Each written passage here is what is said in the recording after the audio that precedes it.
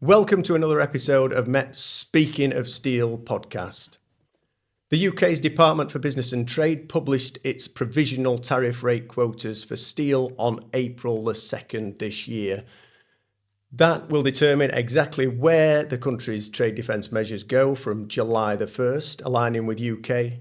And at the moment, there is a lot of lobbying and a lot of conversation about where those tariff rate quotas will be headed and how well they'll serve the UK market.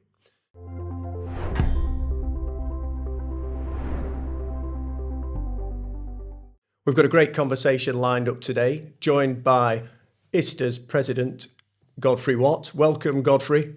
Thank you. And the Director General of UK Steel, Gareth Stace, to my left. Gareth, how are you doing? Hello. Thanks for joining us.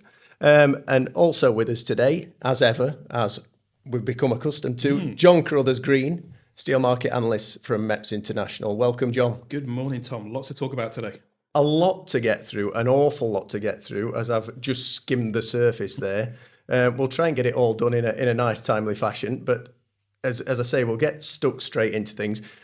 John, first of all, if you could you possibly try and give us a little bit of an overview, do a better job of making that context that I've just laid out? Can you tell us where we're at with these UK trade defences? Okay, we'll do a little bit of history. Please do. We'll start with why these measures are going to be here and where they've come from. So 8 years ago now, we had the steel safeguard measures, and they were introduced by Europe in a response to Section 232 tariffs that came in way back when we had the first Trump presidency. The worry was then that the material that would not be going to the US would then be diverted to Europe. So since then, a lot has happened. The UK has left Europe, and what it's done is it's also taken a safeguard scheme. And what that means is basically you can apply a tariff to steel products to protect that industry. What's happened, though, is we're now hitting the 8-year mark. And the 8-year mark is really important because under the safeguard rules, which are sort of administered through the World Trade Organization, they can only be in place for a maximum of 8 years. So in the UK, in Europe, we've been seeing a lot of sort of scrambling around. We've seen a lot of talking, trying to understand just what new measures can be put in place to protect domestic industry now that safeguards can't be relied on anymore. And am I right in thinking that we probably really shouldn't refer to them as safeguard measures after July the 1st? There's a semantic change, isn't there? Exactly, that's it. The whole reason for this deadline, as I say, was because we're referring to them as safeguards, because it's brought in under that legislation. What the UK government, what the European government's now doing, are finding another legal justification for this. And essentially what they're saying is this is to protect against overcapacity around the world. So the way that Europe's planned it is they've looked at trying to sort of roll back imports back to a level that was equivalent to 2013. What the UK has done is something that's slightly different. Now, we've seen some provisional figures, and these are the ones that have caused a lot of raised eyebrows in the past month or so.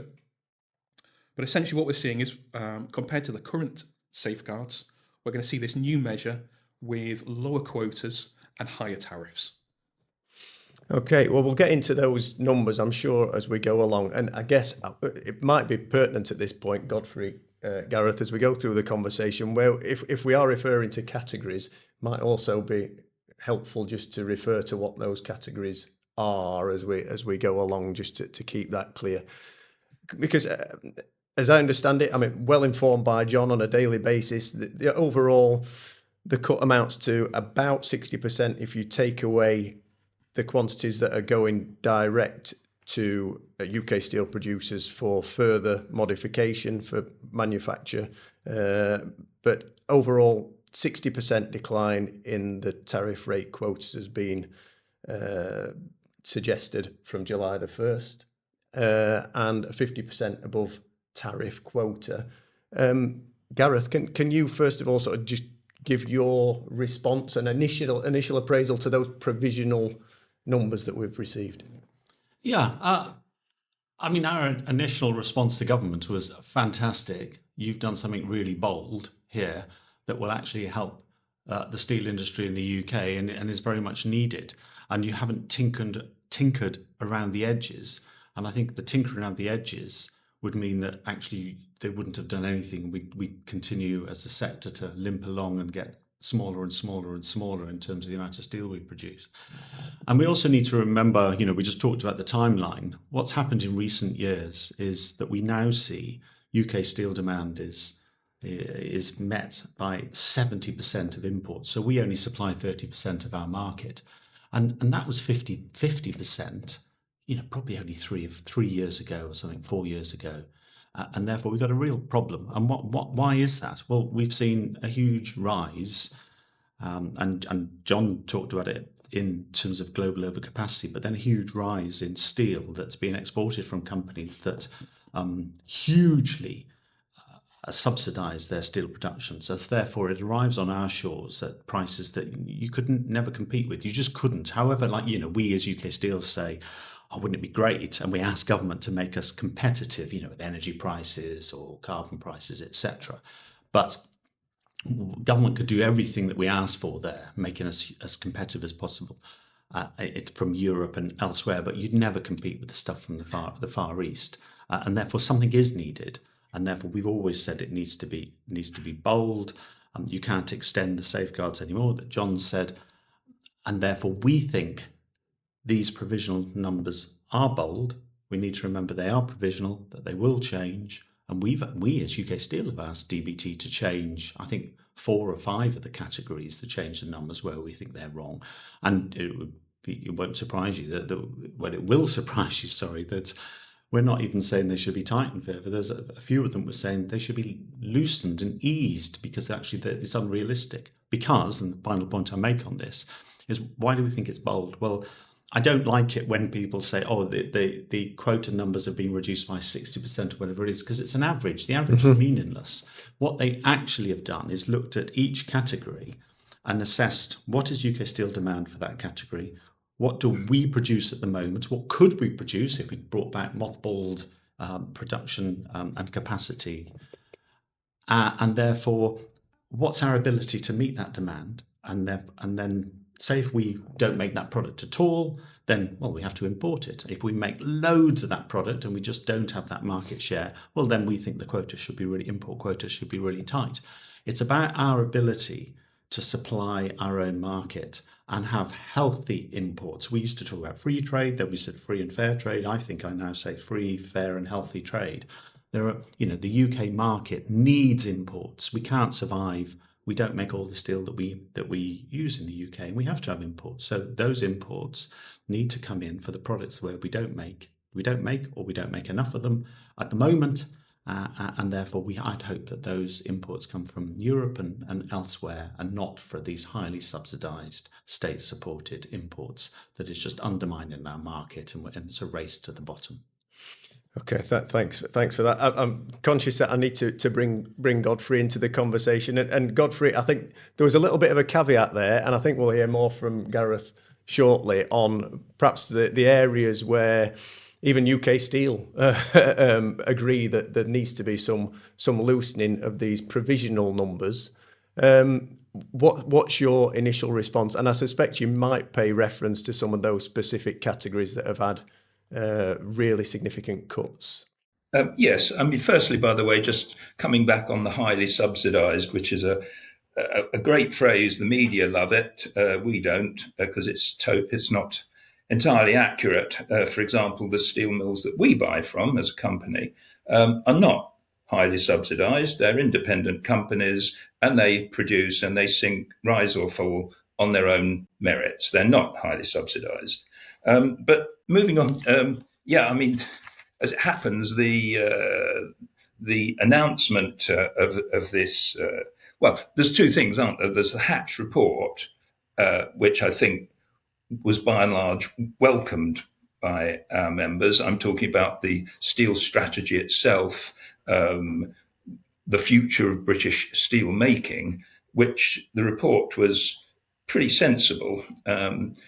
by the way, all this came out when we were actually having an ISTA meeting, and it came out the morning before we started, which was a bit annoying because I had to change the speech that I'd prepared quite dramatically. So, but it was also meant that, of course, all ISTA members, or a large number of them, had to be gathered together in the same room when the announcement came through.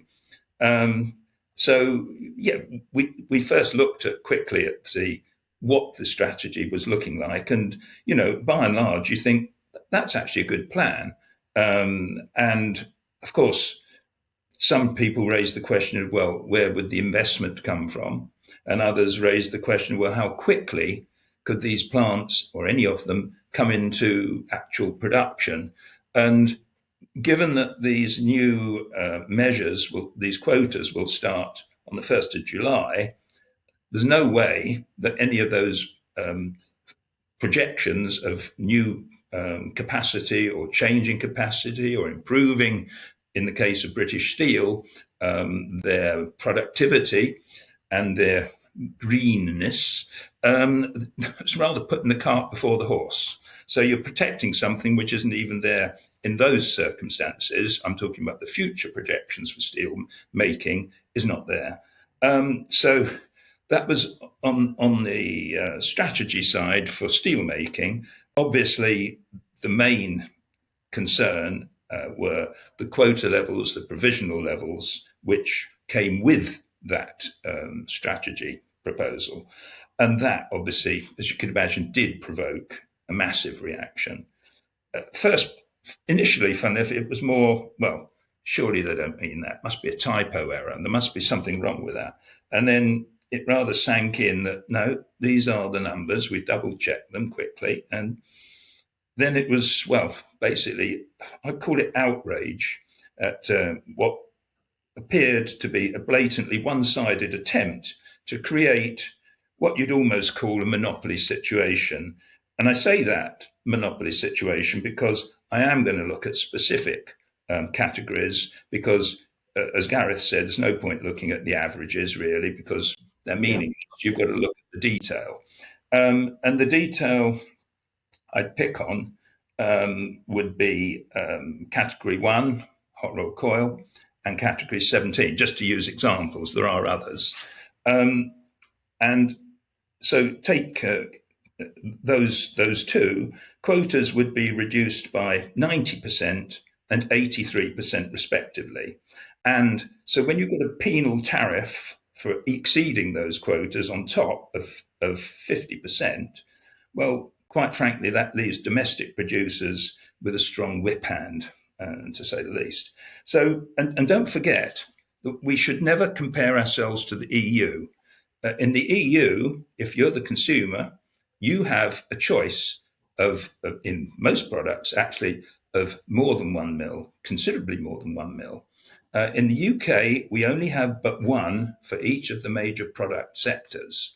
So, the situations are not the same. Therefore, if we're looking at similar protection to what they've got in Europe, we don't have a similar production situation in the first place. So we do lay ourselves open, hugely open, to the risk that if anything goes wrong with any of those steelworks, for example, breakdowns, which are not unusual, strikes could be, or in the case, obviously, on the plate side, where you've still got to look at ownership questions, financial security, etc. So reliability of supply, let's call it, to cover all of those points. Yeah. So after that, obviously, those were the initial reactions, and funnily enough, the whole meeting got dominated by that and nothing else. So we didn't get actually much else done. I can imagine. We've all had time to look at the quota levels in more detail. So again, all that really did was confirm and increase the concerns, because basically the quota numbers, firstly, they don't bear any resemblance to the government's stated aim for domestic producers to have, say, 50% of the market share. Again, I'll use category 17 as an example, sections, where the Hatch report put the domestic consumption at 1.12 million tonnes in 2024. So if you gave 50% market share to the domestic producers, that implies about 560,000 tonnes of import. If you give them 60%, which I can't remember in my memory, probably the last time British Steel had 60% of the market might have been in the early 90s. So if you give them 60%, that still means 450,000 tonnes of import. So what do the provisional quotas give us? 123,000 tonnes. Well, Yeah. I'll leave it there for the moment. and that's not the only one. I don't know, by the way, whether we should move on to something else first, because obviously I have got comments to make about the methodology and how some of those Well, I think might have been arrived at. it might be sensible at this point. There's an awful lot to unpack there, Gareth. Clearly you're representing those UK steel producers, and I can imagine that your priority is very much to ensure that the industry, which has been in decline, is currently in a state of crisis, let's be honest, is preserved and carries on progressing in a sustainable fashion. What situation has this thrown up? Has this created an environment where that is feasible, or is there, as Godfrey says, a risk of monopoly and a risk to perhaps UK manufacturing and UK steel users? Well, let me start by saying Category 1, hot rolled coil, and Category 17, sections. Yeah, we believe those quotas, provisional quotas, are too tight, and we have formally suggested to DBT to increase them by a certain amount. And that's why they are provisional numbers. And so we also need to remember that there'll be a 12-month review because of ownership. So if you look at in Category 12, and you think of SSUK, Specialty Steels UK, at the moment it's not producing. We may hear of a buyer any day now, and that buyer might very quickly ramp up production, and therefore actually can supply that market. And therefore I think the government's got it about right, in the sense of they put the provisionals out. I'd like them to be coming out with the finals pretty soon, so that it gives the signal to the market that we need before 1st of July. They shouldn't be delayed from July on, beyond July at all. And I know some people believe they should. And so we have seen some of our members, many of our members are saying that they're already getting more calls now for new business with customers, either returning customers or customers they've not talked to before, and that's fantastic. And really, actually, some of the smaller companies, the more of the downstream UK Steel members, are reporting that they are literally recruiting people, bringing machinery back on that has been sitting in the corner of the factory, not doing anything for years, and increasing shifts, which is fantastic, because this is just based on provisionals. I mean, when the finals come out and we have that certainty for the next 12 months, I think we'll see even more. And there are a number of companies that say, "Oh, this is awful. I can't buy." We get loads, and actually, I'm glad they do come to us, because we have the UK Steel catalogue, which sets out what all of our members or all of the steel producers make in the UK and their contact details. And so I would encourage anyone that says, "Oh, we can't buy," whatever the category is, will go to the UK Steel catalogue website and check, because I've had companies that say, "Oh, we can't make," and it's like, well, did you phone that company and ask them, "Oh, sorry, we can't buy a certain product or a certain grade or a certain etc." So did you speak to the company? "Oh no, we just don't think they do." Well, speak to them. They might be able to. You just don't know. There are some that say, Tata isn't able to produce this, and my answer is Tata has a huge capacity to produce the product that we're talking about. We also need to remember that some of the quota levels, the provisional ones, they're very high, and therefore will allow lots of imports. And so people, I think, have been also coming to us saying, "Oh, we'll immediately pay the 50% tariff." It's like, no, you won't. The quota might not be reached. And so I don't think that would be a problem. But we need to remember, what do when I talk to some other companies and some other sectors in the metals, in the steel supply chain, to say, so what do you want?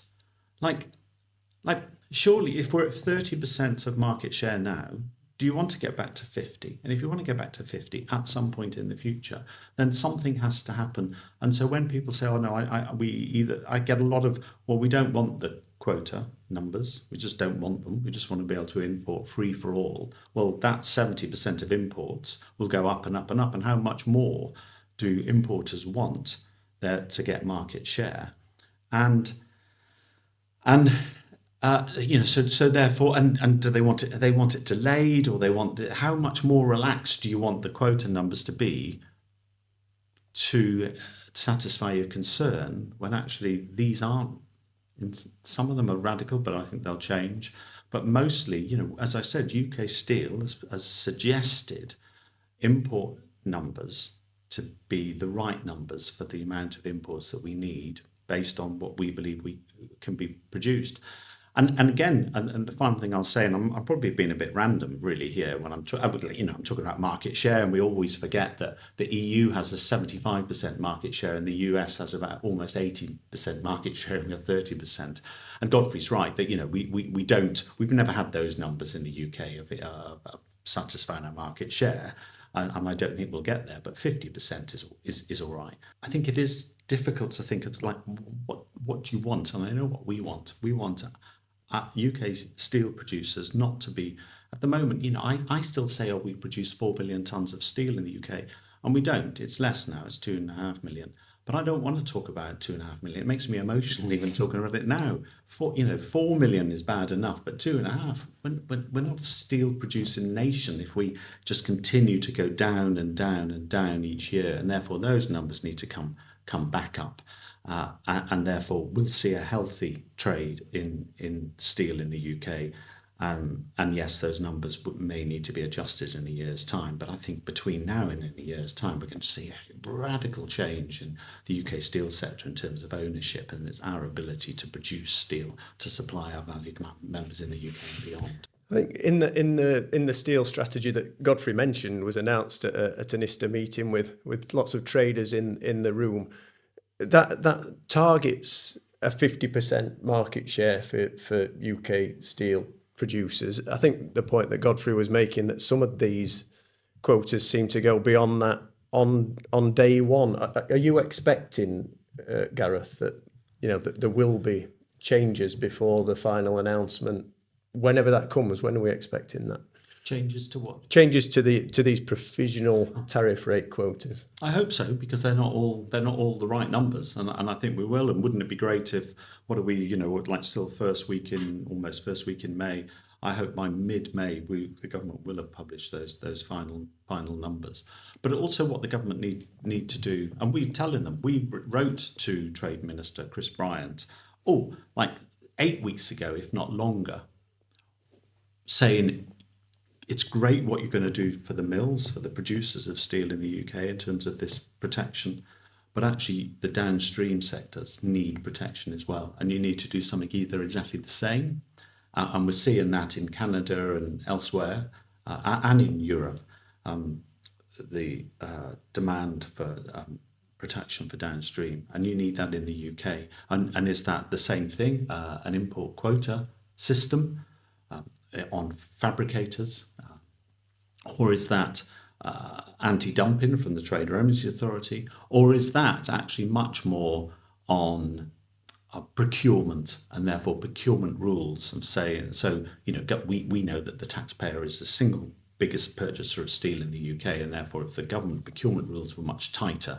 that didn't just say it should be steel from the UK, it should be fabricated in the UK, and then that will help those imports that will come from Europe that go under the radar because they're not in the UK steel quota numbers, because it's a fabricated product, that could help that. And therefore, you can't just pick mills in isolation. You need the downstream as well, and the protection all around. Yeah. I think that much is clear. And I guess, Godfrey, a lot of your members supply in those downstream sectors. I think, as I probably mentioned before, I was going to ask you about your lobbying efforts.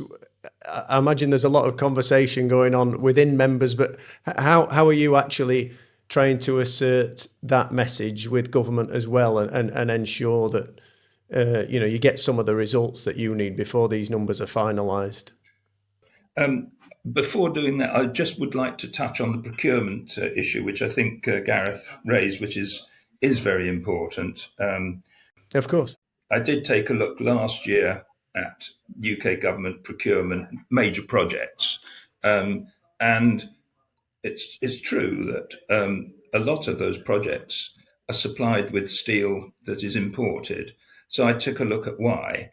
Well, obviously, first and easy one, sheet piling, we no longer make that here, so that's imported.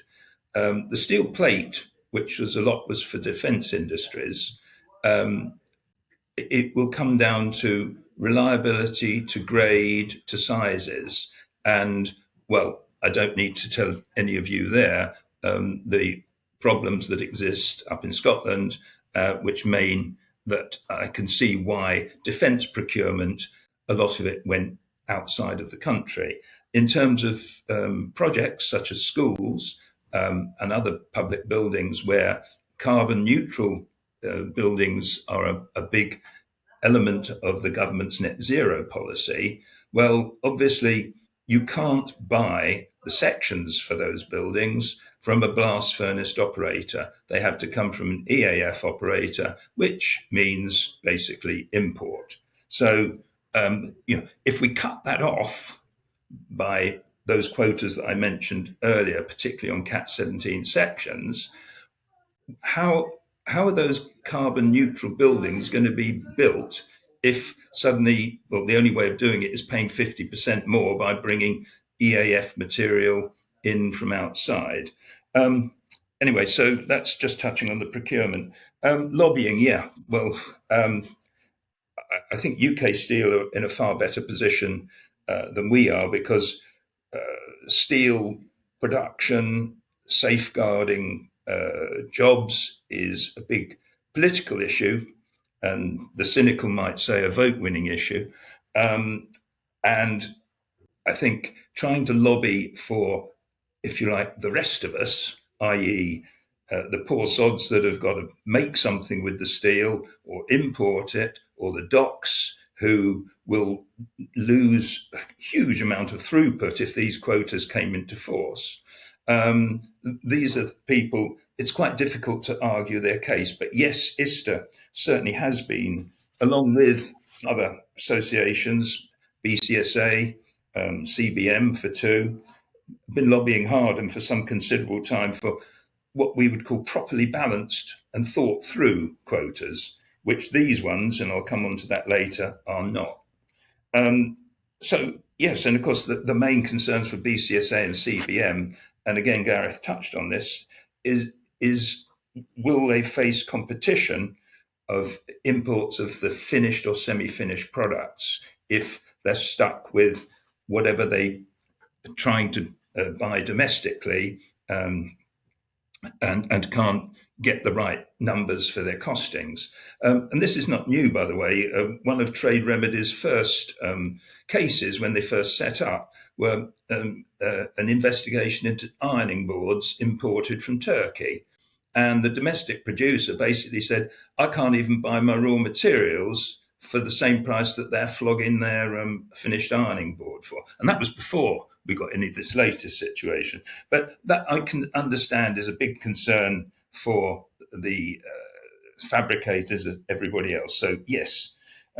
So how successful we've been, I'll be perfectly frank, when discussing with DBT and others, we always find that they hear what you say, but you don't really know whether it's sunk home or not. And so it's quite tricky to say how successful they have been or not, because obviously we'll see what they finish up with their final quotas. But I was pleased that Gareth also saw that some of those quotas do need some tweaking.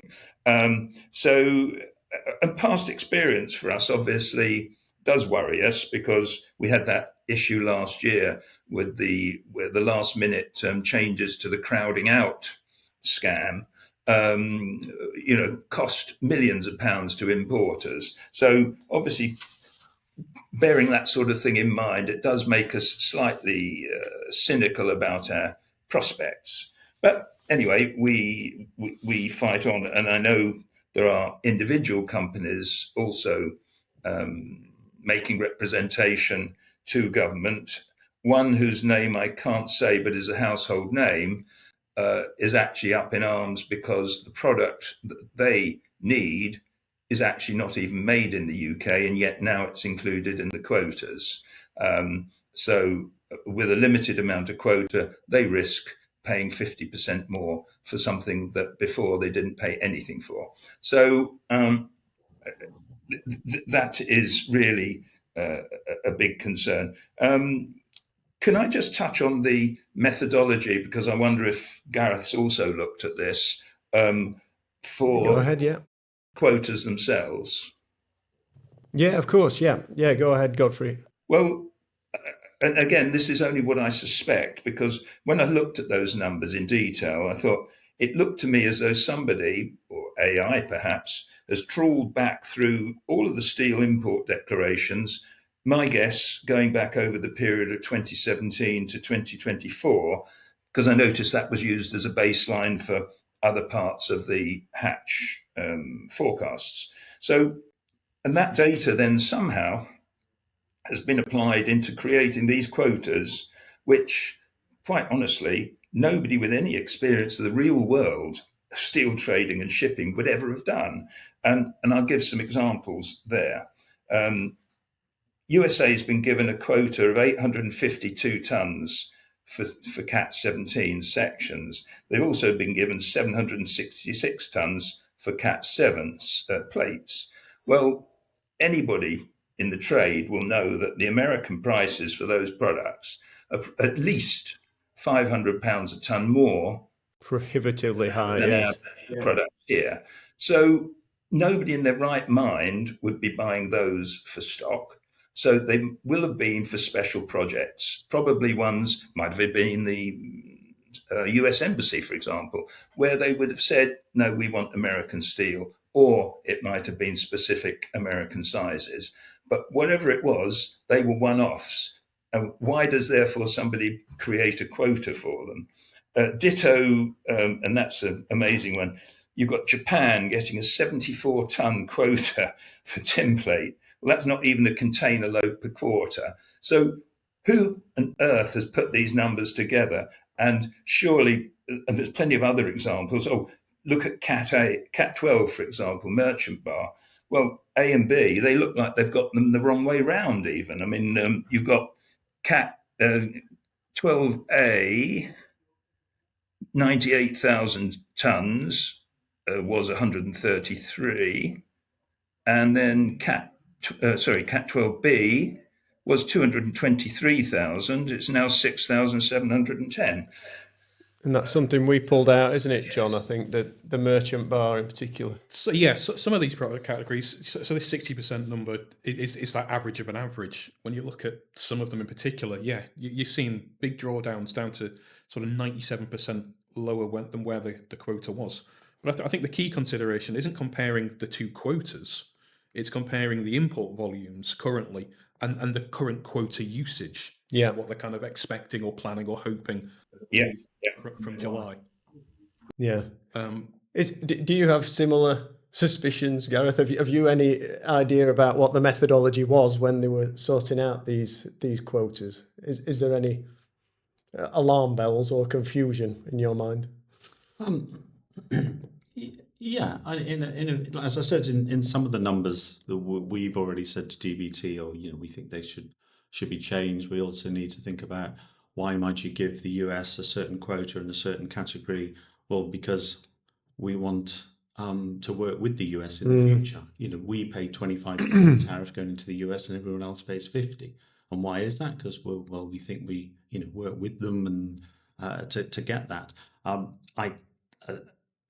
I also think we need to remember that literally currently the UK is negotiating with the EU to get quota levels within input quotas within the EU quota system in the numbers, and the same for us. And that's why I think, in some of them you think, that's a bit of an odd number. Well, but if the EU says, yeah, you can export to us and we can export to you, and as I said, the healthy trade that we want, then those numbers can change. So I think what I'd say, the headline is, there was a huge amount of analysts that were working on this. They can't all be steel experts, but I think they've done a very good job in terms of coming up with the provisional numbers. They are provisional, and I think some of them may be political in terms of that negotiating stance as well. Interesting. So you can't say anything until the final numbers come out. And as I said, I think we need to give industry a fair warning. However, somebody was saying to me, how did this happen? Is it going to come in the 1st of July? And I said, well, we've been, as John said, we've known for 8 years this is happening. And we as UK Steel have been working on this issue for 18 months. Literally 18 months ago, we looked at global trade in steel, wrote a report on it to try and inform the market, as in government elsewhere.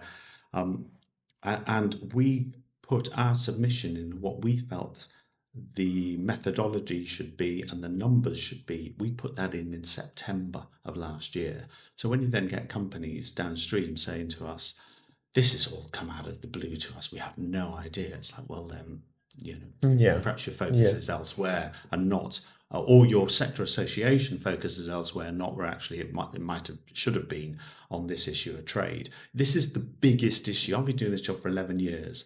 This is the biggest policy issue that I've come across. And bear in mind, when I first started this job, a few months later, Redcar Steelworks closed. And the continuation of safeguards, etc. When Liz Truss, when she was Trade Secretary, phoned me on a Sunday morning saying, Gareth, you don't understand. We cannot extend them. And I said, Secretary of State, you don't understand that you must extend them. Yeah. And so it's the biggest issue. And as I said, we've been working all this time, and I find it incredible that some commentators that should have really thought about this more. And I've also had people saying, we went to see the industry minister and we told them this, we told them that. And I said, what did you come up with as a solution?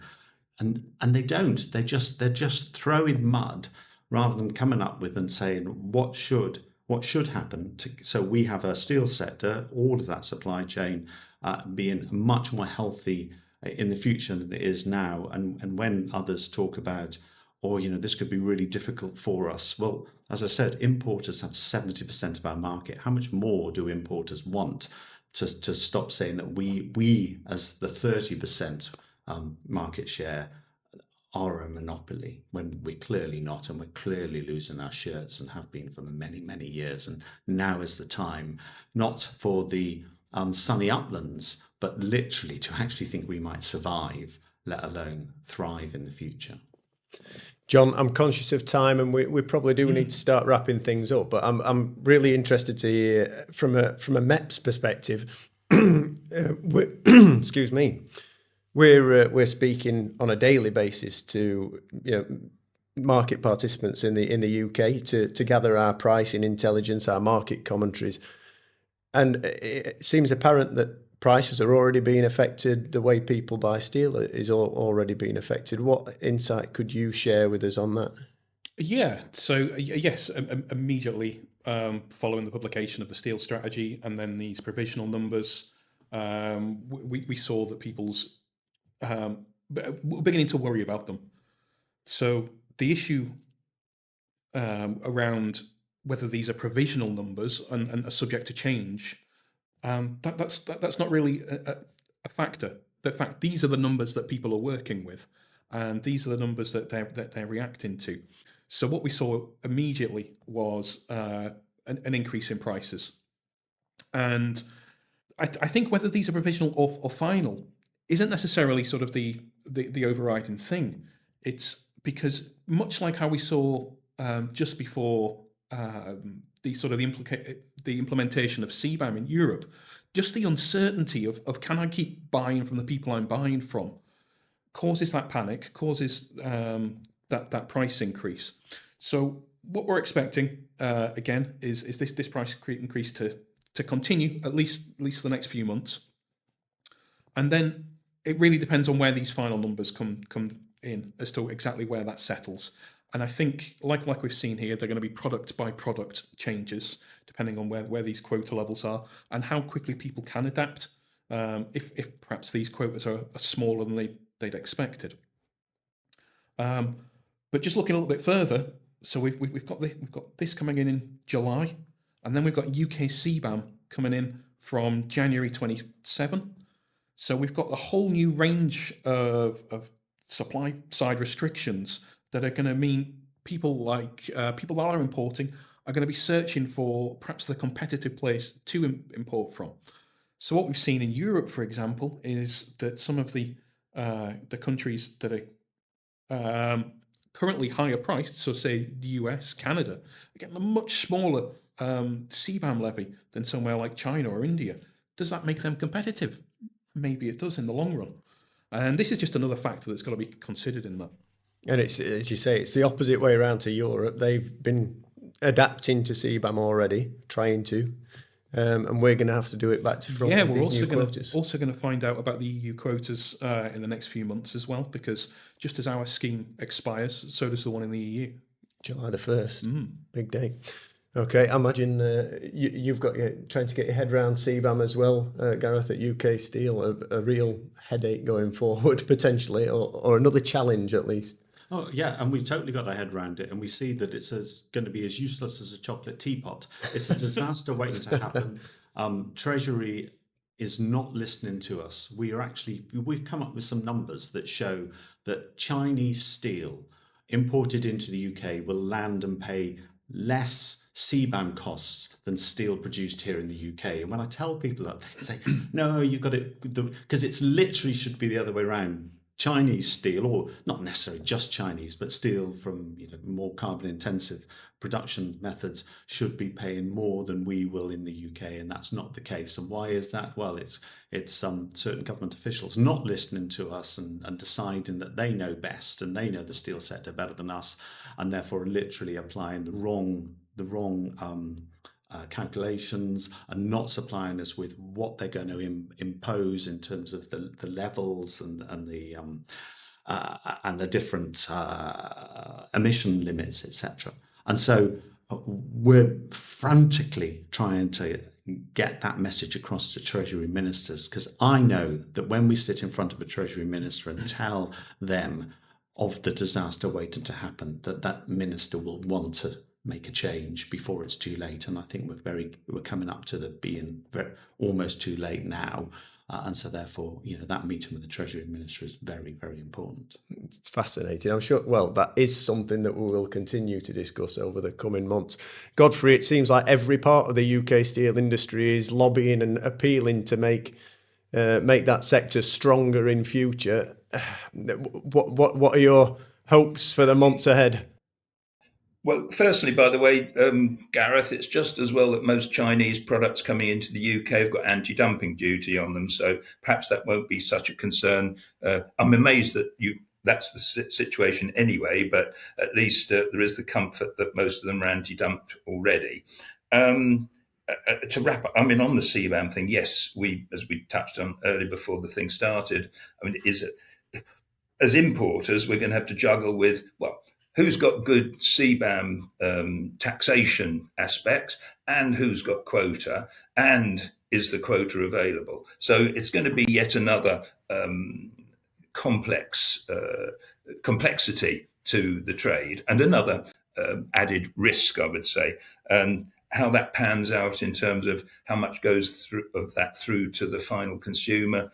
Well, again, we're by the way in favour certainly of some form of quotas, because none of us want a steel mill here that only gets 30% market share. It's not right. How they've got to that situation is another matter. Sometimes it could be reliability, it could be competitiveness. It's not necessarily that somebody coming in from outside is unfairly undercutting them. They could simply be able to produce their steel cheaper, and that's certainly the case for some of the mills we deal with. But we do want a proper balanced set of quotas to come through. This set requires completely revamping, not tweaking. And if we get that, then at least we go forward with some certainty on that. And then we'll tackle the CBAM issue as and when it comes. As it just concerns me that we don't have enough going on in the UK towards that, and time's running out. And we would all like to know where we stand on that. Absolutely. It sounds like Gareth starting that conversation in earnest, as you did with the tariff rate quotas. Okay, gentlemen, we'll leave it there. Thanks ever so much for coming and joining the conversation. It's been fascinating, and one that's going to pan out over the next few weeks. I'm sure we'll get those final numbers, hopefully before deadline day, Godfrey, this time, so you'll be able to adapt and have those conversations. Best of luck with it. But John, thanks ever so much for joining us on the Speaking of Steel podcast. Godfrey Watt, great to have you on board. Fascinating as ever. And Gareth, thanks ever so much for your attendance. It's been great to have you in the room. Thank you. I really enjoyed it. Great stuff. Thank you very much.